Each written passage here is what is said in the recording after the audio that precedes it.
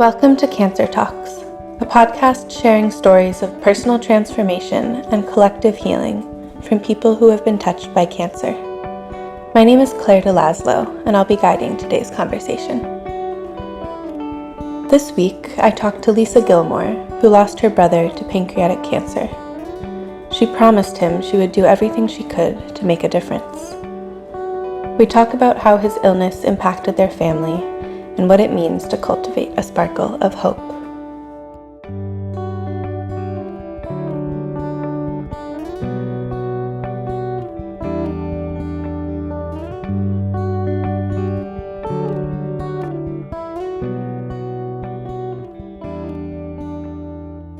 Hi, Lisa. Welcome to Cancer Talks. Hi, Claire. Thank you for having me today. So, we wanted to tell the story of your brother's pancreatic cancer and your relationship to his journey, and then how that changed your life after he passed away. And often when we have guests on who've lost a loved one to cancer, we like to start by getting to know that person. So I was wondering if we could open with a little bit about who your brother was. Okay, thank you. My brother's name still is to me, Jeff Benjamin.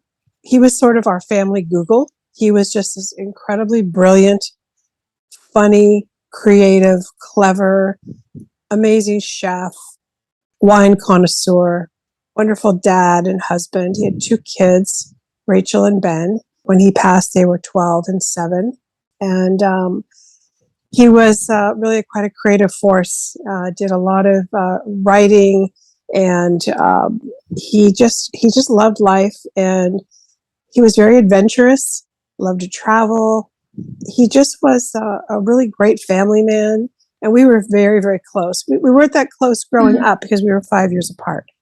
But when we got older, we became really close. And I'm so grateful that we became so close when he was healthy and well, because in his illness, I was able to be there for him, wanted to be there for him, and was with him literally till he took his last breath.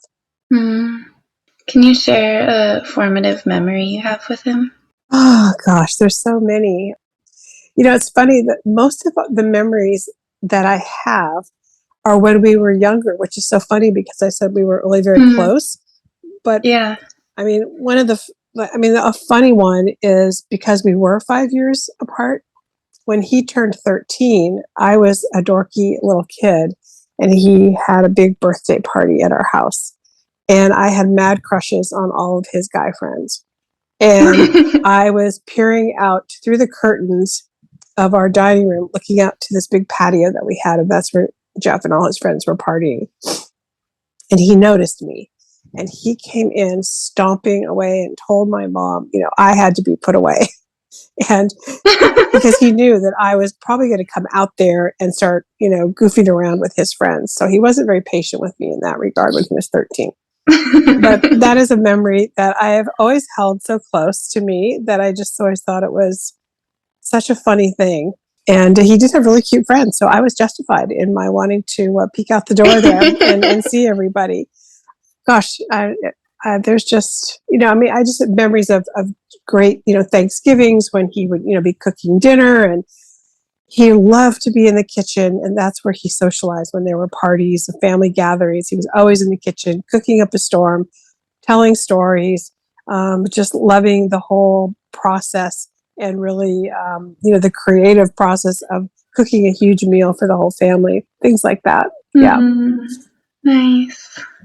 I also want to situate us a little bit about you. I have a big question, but you can interpret it any way you like.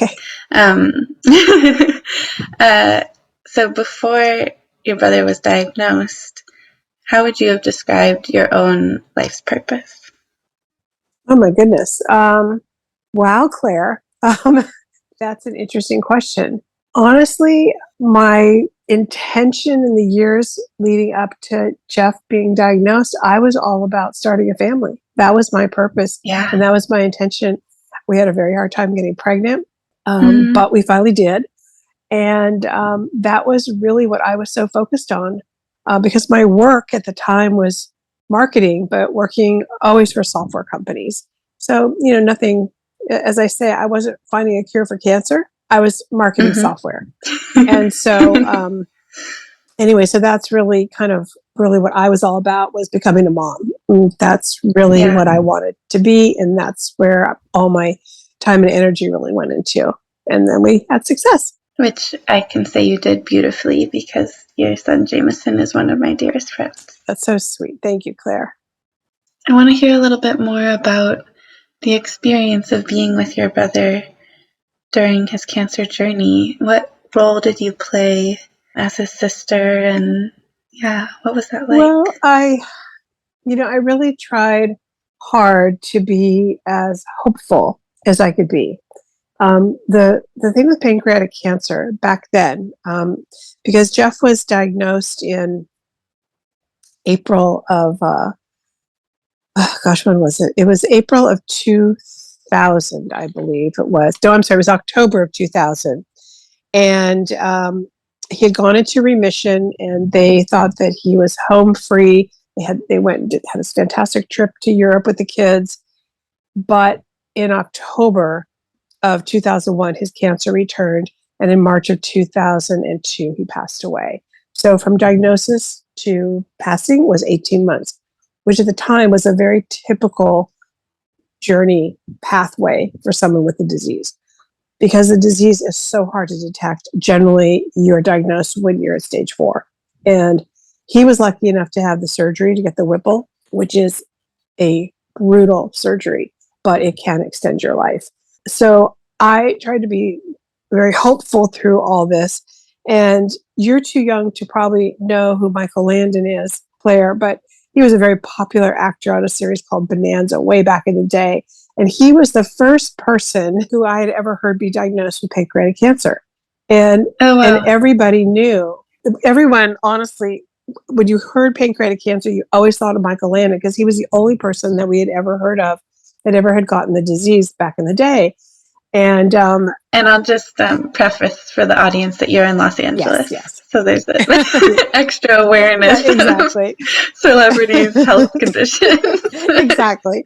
And so, anyways, it has always been considered really one of the, if not the deadliest forms of cancer. And we knew this going in. And so it was really tough to stay hopeful, but you have to have hope, because why not it be Jeff, the one who lives longer than 18 months? Why not Jeff be the one who actually can survive this disease? We just had to always have hope that there was going to be something more for him, and that he was going to overcome this. So, I would take him to doctor's appointments. I really was trying to support his wife and the kids, to help them out, to give them some relief. And I would come over, and I'd hang out, sit on the bed, and we'd talk. And oftentimes he would just fall asleep while we were talking, because the disease is so ravaging. And I just was there for support, and just to try to be joyful and force him to eat, because he really needed to eat, and, bring him things that he liked. And it was really my role kind of as a caregiver to help him, but also it was to help the family too. I'm really close with his kids, and still very close with Lynn, who I hate to say his widow, but that's who she is. But she's still my sister-in-law, regardless of Jeff being here or not. So, and it was really, I was so grateful that I lived so close to my brother, and that my husband was so supportive, and he loved my brother so much. And, my husband was just always, just go do what you need to do, be with him. And so it really was, it was a gift, I think, honestly, for both of us. Yeah. It's making me think of something we haven't spoken much about on the podcast, but I want to ask you how you related to Jameson, your son, at the time, and how much you invited him into what was going on with his uncle. And I don't know how old he was. I think he was 7-ish. Yeah. And that was really hard, because my son really, really loved his uncle. And my brother's son, Ben, and my son, Jameson, are super close. Ben is actually like my second son. And, I think actually unbeknownst to me at the time, I think that Jameson was probably traumatized more than I ever realized about him observing my behavior and my sadness and, just the devastating impact that my brother's death had on me. But it's also, an opportunity, a learning opportunity, a teaching moment, for your kids that this is life and it's really hard. But you have to be so careful as to not scare them to think that you're going to die as a parent. It's hard. It's a really fine line between this is terrible that it happened, but this is what happens sometimes. And so I think, we've never really talked that deeply about how he felt going through this, how my son felt going through this, but we've talked enough to know that it was hard for him. And I think he feels, cheated for not having his uncle in his life because Jameson remembers Jeff and he just they would, oh gosh, if he was still alive, they would be so close. They would just be super close. So it's such a loss. The disease is just, it's such a debilitating cancer.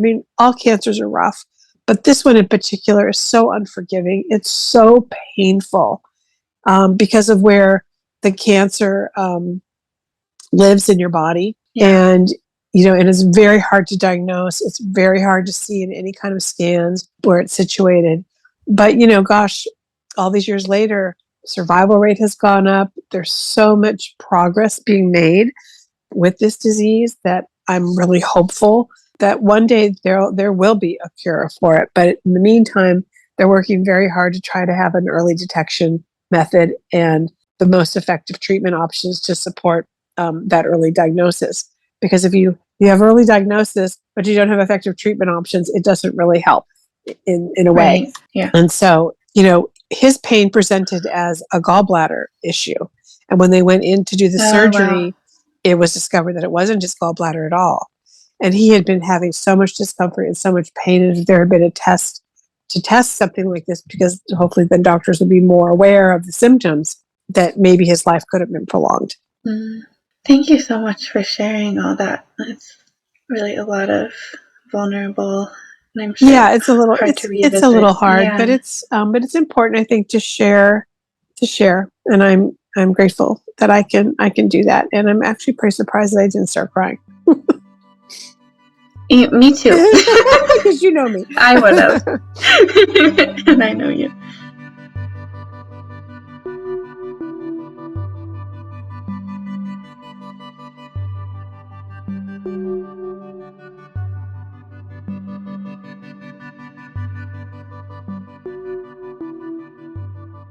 Is there anything that you feel you learned from Jeff during his journey and observing the way that he handled, maybe you already knew it, but that you could share with listeners in terms of how he approached his cancer? Oh, wow. That's a big question. What was hard, getting the diagnosis was really hard. He was only 52. And having the Whipple surgery was really, really, really hard, really difficult. But when his numbers went down after the surgery, and there was so much hope, and then, as I was saying earlier, he and the family ended up going on this incredible European vacation because he was in remission. He was doing so well. And they had the most marvelous trip. And then they came home. And several months later, then there was a reoccurrence. And when pancreatic cancer comes back, it comes back with a vengeance. And I think that I don't want to say that he accepted his second diagnosis very well. It was hard. And I think what I learned, though, is not necessarily how Jeff handled it, but more to just remember that you really, as cliche as it sounds, you've got to live every day to the best and fullest that you're capable of doing, because you never know. I mean, their life, their whole family's life changed in an instant with someone saying, you have pancreatic cancer. And what is that, 4 words? Like 4 words, 5 words, that your whole life changes. And, at one point he had to stop working. I mean, you just, the disease is so difficult. And I think, for my brother, I don't think he really had any regrets per se in life, in the big picture of life, but the regret of not being able to be with his family and be with his kids and his wife, knowing that he was going to die, was just so difficult. He had a really hard time with the disease. Really hard. And it was very hard on the kids and the whole family. And, it's, some people handle it with a lot of grace. And I think for Jeff, it was because he was so young. I think he just felt that it was so unfair and just not, it just wasn't fair. But he was so good with the kids.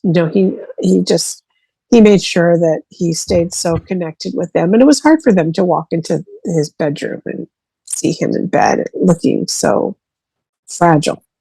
People with pancreatic cancer don't look very great towards the end. And, that was scary for the kids. But he kept a really bright spirit and bright light with them. And then, of course, with me and with his wife, he could be his true self and how he was feeling. But he definitely rallied for the kids, and so yeah, it's just really living life. I mean, that's what my takeaway, because at that young age, he should be here still. I mean, he should have been gone at that age. But it was very hard for him. Yeah. So you were working for software companies, and there's a special story about the transition between that work and what you did after your brother passed away. Right. Yes, I had been working for, top software companies for so many years: Peter Norton Computing, Symantec Corporation, Microsoft, and they were great jobs. I was very successful, but after Jeff passed away, it was so many years ago. I'm not sure my transition's right, but I ended up working for Microsoft here in Los Angeles, actually in Santa Monica. And one day I just thought to myself, you know what? As I said to you a moment ago, Claire, I'm just marketing software. I am not finding a cure for cancer. I need to do something more important with my life. I need to do something to help my brother and other people who may be diagnosed with pancreatic cancer at some point in their life. And I had said to my brother, literally on his dying bed, I said, Jeff, I will do whatever I can to make a difference with this disease. And as I'm saying this to him, I thought, what in the heck are you talking about, Lisa? You only know how to market software. You have no clue what to do about, finding a cure for cancer, or, doing something, to make pancreatic cancer less lethal. I mean, I just thought, why did I say this? I'm never going to be able to keep this promise. So anyways, fast forward a bit, and I decided that I actually needed to keep that promise. No matter how it was going to happen, I was going to have to figure it out, because I did make a promise, and literally on his dying bed. And I quit Microsoft without having another job. Kind of bold for me to do, because I'd always worked all my life and kind of a workaholic.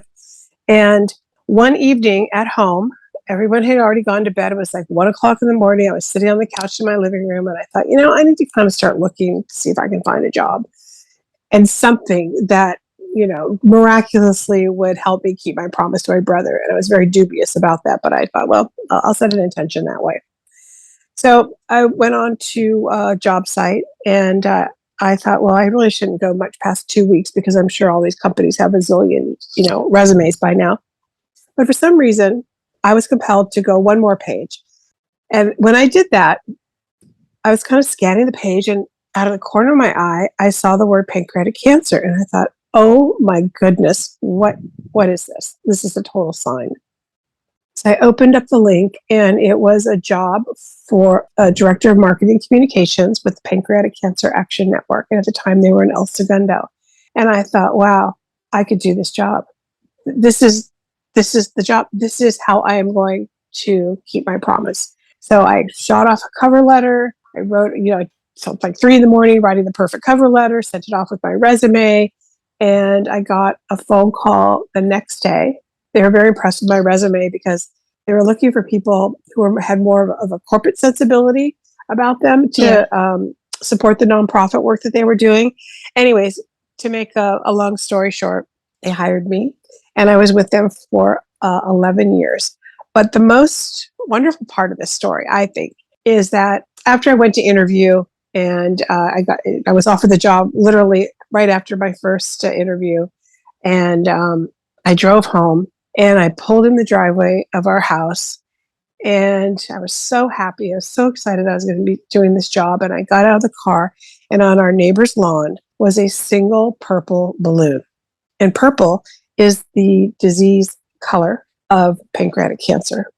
And I just thought, there's Jeff celebrating for me that I got this job and that I'm able to keep my promise and do something really, really great to help with this disease. And it was just the most remarkable moment of my life to see this balloon. I mean, out of nowhere, this balloon is sitting on the lawn of our neighbor. I mean, how does that happen? So anyways, yeah, I just thought it was a true sign that I made the right decision, and I was going to be able to actually make an impact. And, you know, and not to boast, but I think I did. I was there for, over a decade. And I really believe that my work and my team's work, we really helped elevate and raise awareness for the disease and the organization to really help create a movement, which they are not because of me. They are so successful because they have brilliant people there, amazing scientists, amazing researchers, and the woman who runs the organization is bar none one of the smartest people I've ever known. So anyways, that's my story of how that all happened. And it was really such an honor to be able to honor my brother every day with the work I was doing, and to know that hopefully I could help change the course of the disease and change the future of people who are diagnosed with the disease. Beautiful. I'm wondering how your understanding of cancer changed over the course of your work with PanCan. It's so interesting, Claire, because most people don't even can't even say the word cancer. It's so difficult. And I was so comfortable using the word. I think that's one of the biggest things that came out of my work there in terms of my level of comfort of talking about it. I mean, I must have typed it, 1,000 times a week. I must have said it 1,000 times a week. The word becomes very rote, and there's the stigma to me isn't attached to it the way that it used to before I started working there. And so many people are so, as I say, so scared to even use the word and utter it. Like when you say it, you're going to get it. It's just, it's a terrible, terrible disease. But being able to speak to it and speak about it and be very factual, but also be very hopeful, is what's so important. I think that for me, learning to be hopeful in a situation that feels very dire and very unhopeful is what's really so important to remember, and something that I really learned from working there. Because at the end of the day, if you don't have hope, what do you have? And when you're looking at a disease like this with a very low survival rate, although it's, as I said before, it's really improved. I think now they're at 11% survival, 5-year survival rate at 11%. When I first started working there, I believe we were at 5%. So it's really gone, it's really increased. And that was always a part of what we always spoke to constituents about. And that was the message that we put out there. You be relentless in your hope. We called it wage hope. You have a fighting spirit, and you've got to stick with it. And the whole family's got to be hopeful, and the patient has to be hopeful. And no matter, what you read and what you hear, you still have to be hopeful, because really you could be the one that changes the whole story. Do you have any strategies for cultivating hope? Oh gosh, that's a really good question. I think one thing, honestly, is to stay off the internet. I mean, as really is to stay off the internet. Not to keep plugging where I used to work, but PanCan is the most incredible organization in terms of how they support people and give them hope. because they can connect people who are facing a pancreatic cancer diagnosis. They can connect people with others. At PanCan, anyone who is on day one that you're diagnosed, you're considered a survivor. Yeah. And they connect survivors with other survivors, whether it's someone who's been dealing with the disease for a short period of time or someone who's been living with a disease for 20 years. There are people that do live 20 years out from their diagnosis. And why? What is it about their tumor? What is it about their constitution, their makeup, their genes, whatever it is? Why do they get to live 20 years out from diagnosis when other people get diagnosed and they're gone in 4 months? It's just, and so being able to connect with an organization like theirs and to be able to connect with people who are all going through the same thing you are, that's where the hope really stands out and really can connect people. And it's really quite an amazing service. And there's a lot of really good information that will give you hope. There's programs that the organization has that really help people in their journey to stay the course, to stay hopeful through the really dark times, because there are dark times, but there are also really joyous times. And you have to have that. Yeah, and don't hold back in terms of talking about PanCan, because, this podcast is all about sharing resources and getting the word out there in terms of what's available. And a lot of the things you just mentioned are obviously some of our core values as well, connecting people. And so you had the experience of a day job. It's all about cancer, which obviously is also my my day-to-day. And I know it gets us really comfortable with cancer, with disease, with death, but it doesn't mean that there isn't emotional weight to that subject matter and to dealing with that every day. So I'm just wondering a little bit about the emotional experience for you of working there. Well, I'm a very emotional person. Me too. I'm a Pisces, so I'm just, I always say I cry over card tricks. I'm a very emotional person. And so working there was really interesting in that you'd get very close with people who were part of the organization. We had a survivors council.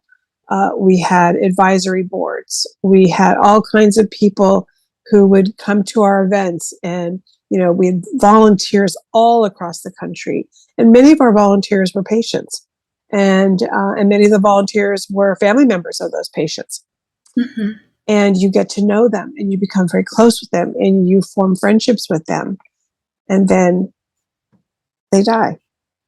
And that was always the hardest thing to deal with. Being really close with these people who you just adored. They were fighters, and they loved the organization, and they, particularly family members who volunteered to, hold affiliate meetings or to be the head affiliate for the affiliate groups in various parts of the country. I don't know how many they have now, but I mean, they've got affiliates all over the country that put on the events that raise most of the money for the organization. And anyways, you get to be really close with all these people. And when you find out that they've taken a turn, or worse yet, that they passed away, it's always just really hard. And that's something that I don't think in the 11 years I was there that I ever really got over. There's a lot of stuff that I got over, like, being able to talk about cancer and not feel uncomfortable about it. And just a lot of other things that you experience in a nonprofit organization. I mean, at the end of the day, it's about death and dying. But Julie Fleshman, who's the CEO of PanCan, there's an expression that she has called sparkle spirit, which is something that she instills in every person who works there. And it's the spirit that you have to be hopeful. And, it sounds so corny, but it isn't, though. It's the culture of the organization. There's a sparkle, there's a passion, it's so mission driven. And when you work there, whether you've experienced someone with pancreatic cancer or not, you become so focused on the mission and to stay hopeful and just be there for these patients, be there for their family members, and support the researchers and put on these events, raise money, raise awareness, and it's just all very. It's such a supportive atmosphere that it cushions the blows when you lose the people who you become close with. Yeah. And so I don't know if that answers your question or not, but that was the hardest thing to deal with, honestly. It's really hard. Yeah. I love sparkle. I mean, it makes me think of like stars in the sky, or it has an energy to it that's not necessarily like, things aren't always going to be happy, or not even necessarily always good, but being open to just sort of the energy of life and relationships and grief as a part of that. Exactly. That's a perfect way to frame it, honestly. That's quite perfect. Yeah, I relate to those cycles so deeply. Often I'm kind of like, I feel so blessed to have this job and it feels really meaningful. And I think the context of cancer makes people really sensitive and supportive and aware of each other's needs. But then sometimes I have these moments, whether someone just passed or whether it's just hitting in a different way that day, where it's like, ooh, I do work on cancer, around cancer, and that's actually really heavy. Yeah. It is. I mean, I know for sure there were people on staff, as good as they were and as committed to the mission as they were, it was really hard for them to deal with working there on a day-to-day basis because it was just too hard. Yeah. It was too sad. And I get that. I respect it. I so appreciate it. And I was so grateful that I was able to move past that and to be okay with it. I mean, be okay sounds odd, but to be okay with it is really kind of where I was sitting with it. It does impact people in different ways, and not that you become, insensitive or anything like that. It's just maybe it's a little bit compartmentalizing in a way. I don't know. Totally. I'm just really happy that I was able to deal with it every day because I think I just knew, I knew that we were making a difference, and that is so important so important for me, moving away from that whole software, model and industry, to be able to work in a nonprofit with so much meaning personally. That's what was such a driver for me. I mean, I loved going to work every day. And I'm wondering about the moment when you decided to step down, and if there was a sense of, did you come to a point where you knew that you'd fulfilled that promise and you were ready to say goodbye? Yeah. So I had been dealing with my mom, who had dementia for 4 years.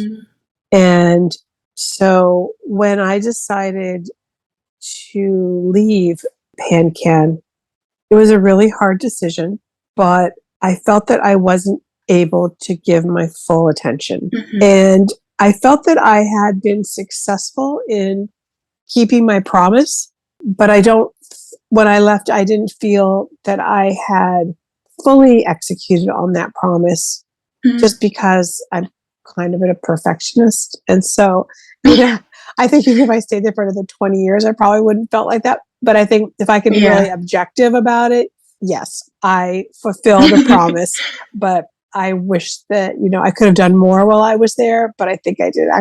I did accomplish quite a bit. So it was a tough decision, but I wasn't as focused and as present as I would have liked to have been. And I was, getting up there a bit in age, and I was thinking about retiring at some point. And it was about 4 months after my mom had passed away that I had left the organization.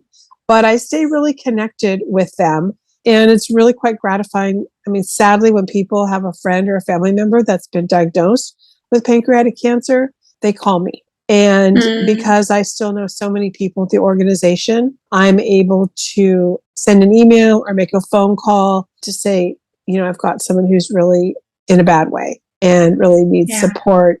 And they're always very kind in connecting that person with someone to help them, pretty immediately. Although anybody could call that organization and they will get helped immediately.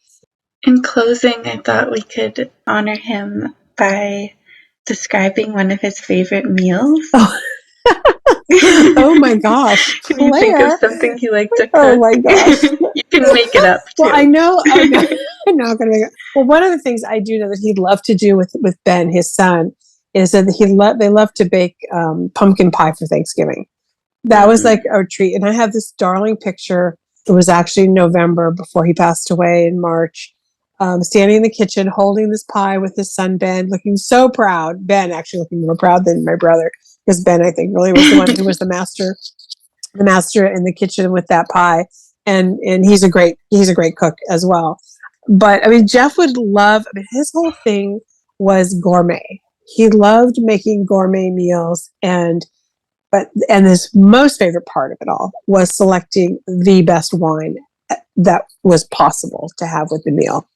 He was quite the connoisseur of wine, and that was always a fun thing for him to pair just the best wine with whatever meal he was preparing. So yeah, I can't remember actually. I mean, Claire, it's been over 20 years. I can't remember. But the picture with Jeff and Ben with the pie is such a sweet memory, and just like I said, all his wine stuff. I mean, my mom always gave him a hard time because he kept my parents had a basement in their home, and it was a perfect temperature to keep wine. So he kept all of his crates, or not crates, but boxes, whatever, of wine in my parents' basement. So that was always, fun for my mom to have my brother come over and select wine for whatever dinners. He and Lynn were very, very social. They had tons of friends. They always had, big dinner parties. And so that was always a delight for him. Mm-hmm. Yeah. Well, you'll have to tap in and ask Jeff what's the best wine to pair with pumpkin pie. I'm going to. I'm going to.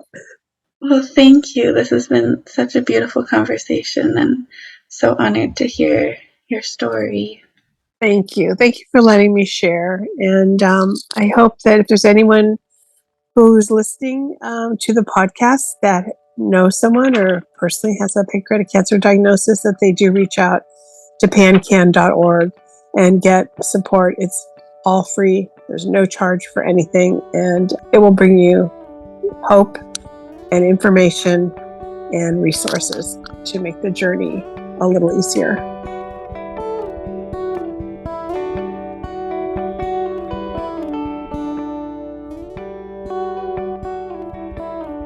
If you enjoyed this conversation, please leave a review in your podcast app.